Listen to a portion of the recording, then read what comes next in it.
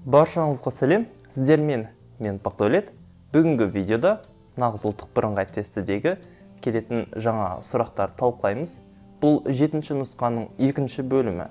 Яғни бұл бөлімде біздер оқылым бөлімімен және бірнеше дұрыс жауаптары бар нұсқаларды талдайтын боламыз. Егер мен видеомды жаңадан көріп отырған оқырмандарым болса таныса отыралық, менің есімім Әзімхан Бақдәулет, Зальцбург және Қазақ ұлттық университетінің түлегі болып табылам. Сондай-ақ IELTS емтиханына дайындаймын. Осы орайды пайдалана отырып, оқушылардың назарына менің дайындық курсының 2-ші легіне жазылу басталды. Жазылу 1-ші наурыз бен 7-ші наурыздың аралығында жүреді, ал басталуы 8-ші наурызда. Орындар саны шектеулі, сондықтан жылдам жазылып үлгеруге тырысыңыздар.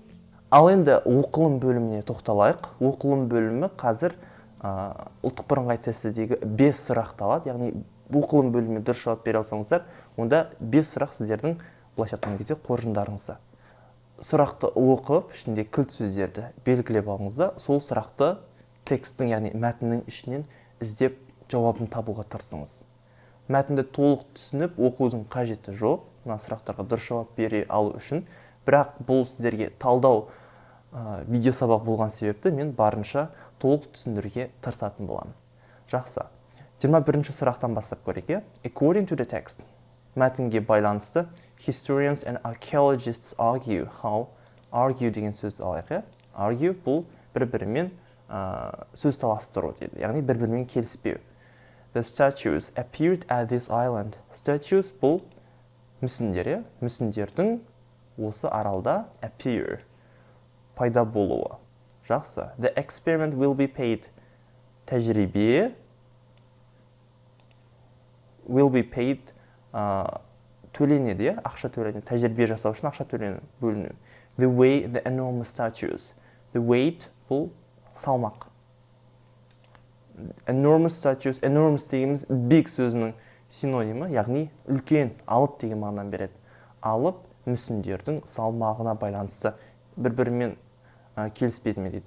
Әлде the first Polynesians arrived. Алғашқы полинезиялықтардың келуі не болмаса. Tourists come to the island. Аралға келген, Арал island туристер туралы дейді. Жақсы. Бірінші сұрақты көрдік. Екінші сұрақ дейді. The main idea of the text. Мәтіннің негізгі идеясы, бұл мәтінде не туралы айтпақ болды дейді. Anakena beach needed a lot of space without trees. Anakena жағажайы, жағалауы, ағаштарсыз, without trees. Үлкен аумақты талап етеді, үлкен аумақ керек дейді. Жақсы. Келесі. There are still more questions about the Moai. Moайлар жайлы, about more questions. Бірнеше сұрақтар әлі күнге дейін бар дейді. Енді Moai деген сөз бұл келесіде ескерткіштер. Егер телевизорден қараған болсаңыздар, мінекей осы ескерткіштер туралы осы мәтінде айтылатын болады. A suitable adjective. Бұл жерде мына жерге тиісті бізде adjective, сын есім. Көрейік. Statues of people were made in a different place. Қараңыз, statues қандай? Мүсіндер, жаңалде мына жерде көргендей enormous statues деген тұр. Тіпті сұрақтың өзінде бізде жауап тұр. Сондықтан бірденен ең нұсқасын дұрыс деп айта алуымызға болады. Көрдіңіздер ме, даже сұрақтың ішінде жауабы тұр. Жарайды. 24-ші сұрақ. Correct question 4. There was an environmental disaster on the island. Мына сөйлемге дұрыс жауапты табыңыз дейді. Жақсы. There was an environmental disaster on the island. Was, қараңыздар, бұл жерде просто осы сөйлемге сұрақ қойып үйренеміз. Инверсияны естеріңізде сақтасаңыздар, сұрақ қою қалай? Көмекші етістікпенен сөйлемдегі бастауыш не қылады? Орын ауысады. Сонда не болады? Was there an environmental disaster on the island болады. Was алдына шығып кетеді, бізде нұсқасы дұрыс. Көрдіңіздер ме, тіпті қайтадан тексті оқымайық дұрыс жауабын таба алдық. The synonym for the word ancestors. Ancestor. Бұл ата-баба деген мағынаны білдіреді. яғни бұл сөздің синонимі бұның ішінде жоқ деп ойлаймын. Жақсы, мына нұсқаларды талдап көрелік. Себебі бұл текстті оқымай-ақ бізде бұл сұрақтың жауабын дұрыс таба алуымыз мүмкін. Antique. Антиквариат не болмаса ескі зат. Antique дегеніміз.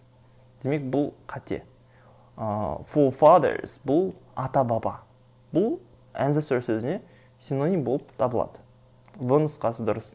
Ancient дегеніміз ескі, forward дегеніміз алғы сөз, мысалы предисловие дейді ғой. Disaster дегеніміз бұл апат. Демек, в нұсқасы бізде дұрыс деген сөз. Енді сонда табуымыз керек жай ғана 21 және 22-ші сұрақтардың жауабын. Болды. Басқа бізге артық 23-тен бастап 25-ке дейін қараудың қажет жоқ. Міне. Техника ол қаяқта жатыр. Осылай да жасасаңыздар болады. Жақсы. Мына жерде содан бастап талқыламақ. Historians and archaeologists study the origin of island. Origin дегеніміз негізі пайда болуы туралы неғылды? Зерттеді дейді. It was possible to move the statues with a small number of people. Негізгі идеясы дейді. Аздаған адамдардың саныменен ақ мүсіндерді жылжытуға болады деп тұр, болды деп тұр, не болмаса. People made the statues and moved them easily. Адамдар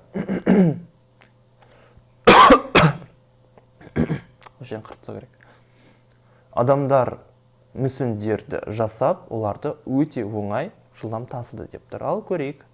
Бұл туралы айтылған бекен, айтылмаған бекен. Себебі бұндай үлкен мүсіндер тасу оңай емес қой.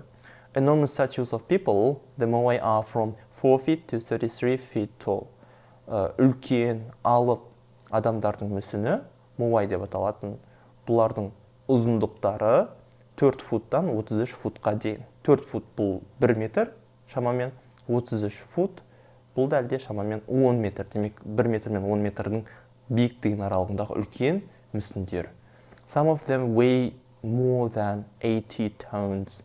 Тіпті кейбіреулерінің салмағы 80 тоннадан асады. They are hundreds of years old. Олар жүздеген жылдар ескі дейді. Олардың пайда болғаны жүздеген жылдар өтті дейді. The Moai are made of a type of stone that doesn't exist in Anakin Beach. Бұл Moai деп аталатын ескерткіштер made of жасалынған дейді. Қандай тастың типінен жасалынған? Анакена жағалауында жоқ тастан жасалынған дейді. People made doesn't exist жоқ болу. People made the statues in a different place and then they moved them 11 miles to the beach. Адамдар бұл мүсіндерді басқа жерлерде жасап, оны осы аралға не қылған? 11 миль қашықтыққа дейін сүйреп алып келген дейді. How did they do it? Олар оны қалай жасады деп тұр. Мінекей бізде main idea болуы мүмкін. Негізгі текстің идеясы. Ал енді бұл негізгі идея мына жерде тұр. There are still more questions about the Moai. Question ғой бұл, сұрақ. Moai туралы сұрақтар бар. Міне. Так, в нұсқасын пока дұрыс секілді етіп алып көрелік. Себебі main idea көбінесе бұл бірінші параграфта, не болмаса соңғы параграфта айтылады. Давайте, соңғы параграфты көрейік. But archaeologists of Hawaii and California universities Hunt and Lipo don't agree with Jared Diamond. Калифорния және Гавай университеттерінің археологтары Hunt және Lipo Jared Diamondпен келіспейді дейді. Қараңыз, don't agree келіспеу. Ал мына жердегі argue бұл да келіспеу деген мағынаны береді. Сонда екеуі мына сұрақтың жауабы мына ең соңғы параграфта тұр деген сөз. Жақсы. They say it was possible to move the statues with a small number of people and a system of ropes. Олардың айтуына қарағанда бірнеше, яғни көп емес адамдардың саны арқылы, яғни аз адамдар арқылы ғана және дұрыс жіптердің жүйесі арқылы әлгі алып мүсіндерді сүйреуге жылжытуға болады дейді. Last year, National Geographic Expeditions Council paid for an experiment to test Hunt and Lipo's ideas. Соңғы жылы ұлттық географиялық экспедиция қоғамы Хант пен Липоның идеясын тәжірибе жүзінде өткізу үшін оларға қаржы бөлді. Мына жерде қараңыздар, бұлар не дейді? Джеред Даймондтың ойымен былайша айтқан кезде келіспей тұр, Джеред Даймонд не деген? Джеред Даймонд thinks, мына жерде тұр, Джеред Даймонд бұл бізде scientist and writer. Жақсы көрейік, не дейді? Many people moved the statues. He also thinks that the people cut down the trees on the island. They needed the wood to move the statues. Олар әлгі мүсіндерді жылжыту үшін ағаштар керек болды оларға. Жақсы. Міне. Яғни екеуі не дейді? Муайлар туралы қай жерде? Мына жерде айтты. Statues appeared in the island. Мүсіндердің аралда қалай пайда болғандығына байланысты екеуінің көзқарастары екі түрлі болып тұр. Себебі эксперимент бұл ең соңында ғана жасалынып тұр, мінекей мына жерде. Және бұл екеуінің controversy дейді ғой, келіспеушіліктеріне мүлдем қатысы жоқ.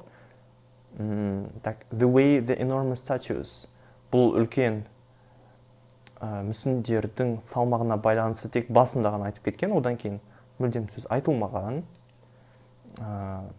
The first Polynesians arrived. Бұл да әшейін жай ғана факт ретінде келтірген, Polynesians, мінекей.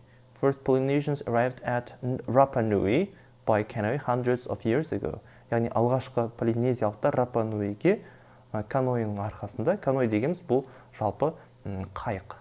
Қайықтың өте бір кішкентай түрі, бірнеше соншама жылдар, жүздеген жылдар бұрын келген дейді, бірақ ол туралы бұл жерде соңғы екі абзацта айтылмаған. Сондықтан бұл да қате. Tourists come to the island. Туристер туралы мүлдем айтылмаған, бұл жерде. Туристер туралы жай ғана мына жерде дерек ретінде айтылған. Сондықтан А нұсқасы бұл дұрыс. Және мына жерде there are still more questions about the Moai. Неге? Себебі сол сұрақты шешу үшін қараңыздар, мына жерде ұлттық географиялық экспедиция қоғамы ақша бөліп отыр. Басында да how did they do it and соңында да дәл осы В нұсқасының дұрыс екендігін дәлелдеуге болатын айғақтар бар. Жақсы, ал енді 26-шы сұраққа көшелік. The cardinals. Cardinals бұл есептік сан есімдері. There are pupils in the class. Есептік сан есімдер 6, 6, 30, 30, және 26, 26. Бұл өте қарапайым. The suffixes of nouns. Зат есімін тудырушы суффикстер не болмаса жұрнақтар. Жақсы. Қандай жұрнақтар бар? Бір тоқталып өтейік. ER. A person. Мысалы, teach, етістік teacher. Қайсы? А нұсқасы бұл бізде дұрыс болып келеді. Келесі, мына жерде ness деген келіп тұр. Equality of state. Мысалы, happy, бақытты деген мағынаны береді. Ал happiness бұл бақыт деген сөзге ұласып кетеді. Салған кезде зат есіммен алып қалады. Сондықтан В нұсқасы бұл тағы бізде дұрыс. Және менің ойымша now ism деген келеді. A belief of condition, Judaism, Юдаизм. Бұл да зат есім тудырушы жұрнақ. Сондықтан мінекей H нұсқасы бізде дұрыс болып табылады. Жалпы мінекей мына бетті скриншотқа түсіріп өздеріңізге ары қарай жаттап алсаңыздар болады. 28-ші сұрақ. The antonyms of safe. Safe сөзінің антонимі дейді. Unfriendly, онша жанашыр емес, дос болғысы келмейтін адам. Dirty, лас. Polluted, ластанған. Quiet, тыныш. Clean, таза. Crowded, тым адам көп жерді айтамыз. Noisy, шулы. Dangerous, қауіпті. Қауіпсіз, қауіпті. H нұсқасы дұрыс екен. Жақсы, 29-ші сұрақ. The letter A is pronounced as the sound A. Қараңыздар, менде бұл жерде де біраз қиыншылық туды, себебі бұндай жоқ. A деп айтылатын мына жерде транскриптің ішінде нақты бір фонетикалық дыбыс тұруы тиіс болатын. Сондықтан да Мен дұрыс жауабына қарасам, айып етпеңіздер, ол мына дыбысты сұраптар екен. Қараңыздар, енді осы дыбыс қалай дыбысталады? Осыған тоқталайық. Е? Мысалы, хан бұл уже болады. T, көріп тұрсыздар, е? Lake, aunt, не болса, amount, amount келіп тұр, бізде ең нұсқасы дұрыс екен. Amount, space, island, не болмаса, мынау келеді, және whole. Шына дұрыс нұсқасы J және E нұсқалары. Әлбетте, бұлар тестте, дәл осылай көрсету керек еді, сіздер дұрыс таба алу үшін. Ал жай ғана бұлай келтірсе, бұл дыбыс секілді. Деп ойлау мүмкін өздеріңізге, aunt деген секілді. Жарайды. 30-шы сұрақ. The correct sentences. Дұрыс сөйлемдері. He buys often goods at this shop. Так, мына жерде he often buys болу керек, е? He, мына жерде зат есім етістік болу керек. He buys болу тиіс. Жақсы. I usually go to school on foot. Дұрыс екен. Себебі жиілік үстеулік етістіктің алдында тұрады. He often buys goods at this shop. Дұрыс. I usually go болу тиіс. I usually go to school болу тиіс. I usually go to school болу тиіс. He often buys болу тиіс. Сонда дұрыс нұсқасы D және С нұсқалары. 31-ші сұрақ. The right variance in reported speech. She said, I am dreaming now. Демек, she said болу тиіс. Ordered деген мүлдем қате. Бірден қарайғы. Refused дегенімізде бұл да қате. Says дегендерімізде қате болады. Бұл уже осы шағымыз өткен шақ болу тиіс. Тағы қай жерде says бар екен? Жалпы жоқ, е? Asked. Сұраған жоқ қой, бұл жағын айтып бере. I'm dreaming now. She said, енді бізде A, V және E, F нұсқалары бар. She said, now present continuous reported speechте. Past continuousқа айналу тиіс. Сонда she said she was dreaming then, дұрыс. She said she was dreaming at that moment, дұрыс. Ал she is dreaming дегендер мыналар қате болып табылады. Сондықтан тек А және В нұсқалары бізде дұрыс вариант болып табылады.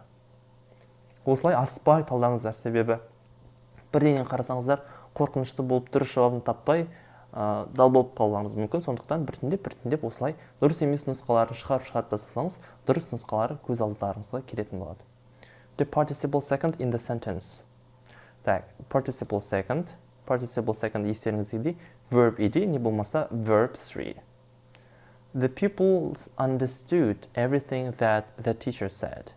Қараңыздар. Participle second сөйлемде бастауыш мағынасын берсе, е? Так, не болмаса бастауышқа қосымша мағына істеп тұрса, былайша айтқанда. Қарайық. The people understood мына жерде етістік мағынасын беріп тұр, және teacher said дегеніміз етістік мағынасын беріп тұр. Сондықтан мынау қате. Look at that broken toy. Сынған ойыншыққа қарашы дейді. Так, мынау дұрыс екен, е? I was tired and fell asleep. Так, мынау етістік.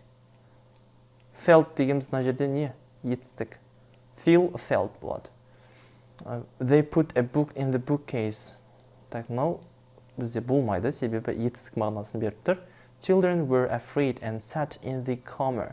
Sat дегеніміз бұл әлбетте participle second, бірақ етістік мағынасын беріп тұр бұл жерде. She cut her hair. Ол өзінің шашын қырықты дейді. Етістік мағынасын береді. He cut his finger. Ол өзінің саусағын кесіп алды. The written letter is on the table. Жазылған хат. Қандай хат? Жазылған хат. Мінекей. Мына жерде сын есім мағынасын беріп тұр. Зат есімге қосымша мағына не істеп тұр? Істеп тұр. Сондықтан мына жерде participle second болып табылады. Дұрыс нұсқасы бізде V және H нұсқалары. 33-ші сұрақ. Irregular nouns. Irregular nouns мен алдыңғы видео сабақтарда көрсеткенмін. Енді бұл видео сабақта қатты қайтадан көрсетіп отырмаймын.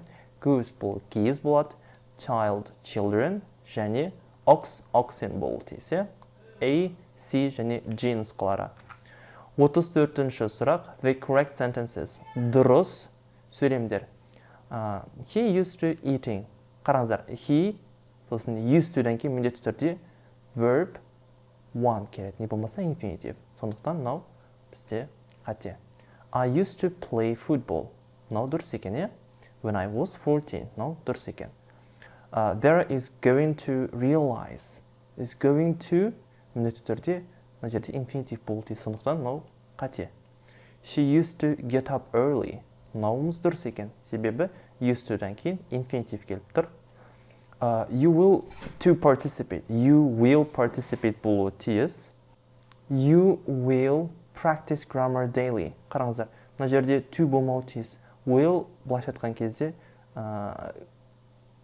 келер шақты беретін етістік қой. Willдан кейін міндетті түрде етістік бастапқы бірінші формасында келуі тиіс. To-сіз. Сондықтан ода қате болып табылады. I used to live in Uralsk. Мен бұрын Уралда тұрғанмын дейді. I used to live. Мынауымыз дұрыс екен. Сонда дұрыс болып табылады. We used to gather болу тиіс. ing жалғанбаған.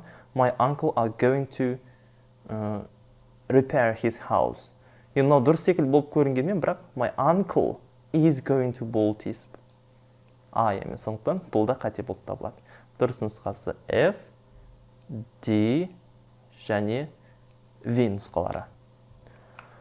35-ші сұрақ. The sentences in passive voice. Passive voice өте үлкен ауқымды тақырып, сондықтан бұл туралы мен түсіндірсем 1 сағатқа дейін уақытым кетіп қалуы мүмкін. Сондықтан мына жерде қарапайым жылдам түсіндіріп өтуге тырысайын.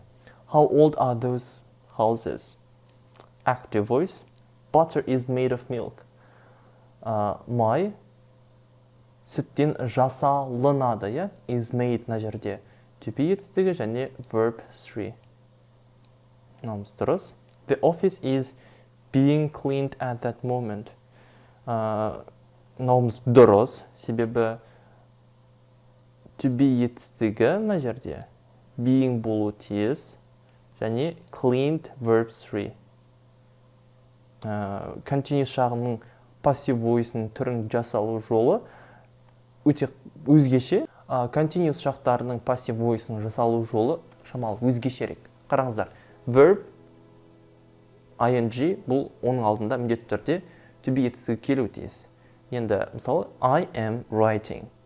Ал енді passive voice айналдырған кезде қатарынан екі to be етістігі келмейді ғой. Сондықтан біреуі алғашқы to be етістігі, одан кейінгі to be етістік being болып кетеді.